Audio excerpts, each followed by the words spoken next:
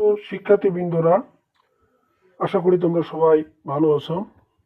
আজকে আলোচনা করব জাতীয় বিশ্ববিদ্যালয় বিএসএস অনার্স চতুর্থ বর্ষ পরীক্ষা 2024 অনুষ্ঠিত 2026-27 শিক্ষাবর্ষে।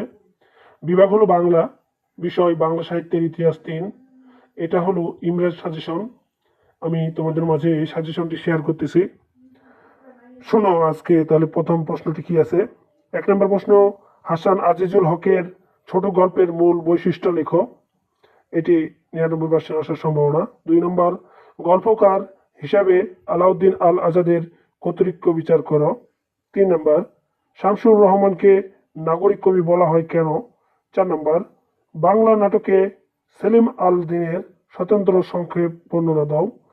5 নম্বর, কবি ফখরুল আহমেদের কাব্য সাধনার মূল দর্শন সম্পর্কে লেখো। 6 নম্বর, বং থেকে বাংলা উপন্যাসের বিষয় ভাবনা নিজের ভাষায় লেখো।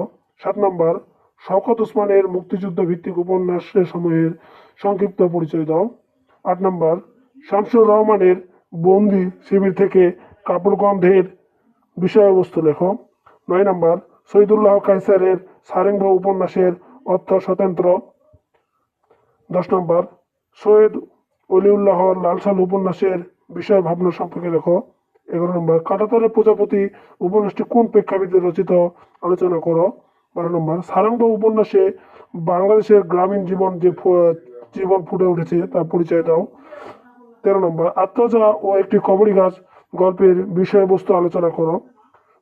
14 নম্বর, মাহমুদ হকের ছোট গল্পের বিচিত্র শ্রেণীর বিচিত্র পেশার মানুষের অন্তময় জীবনের শিল্প ব্যাখ্যা করো।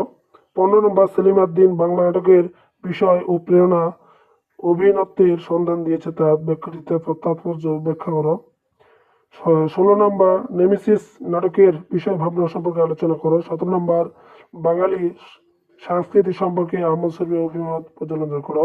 18 নম্বর, 71 দিনগুলি গ্রন্থের প্রকৃত বিষয়বস্তু সম্পর্কে ধারণা দাও।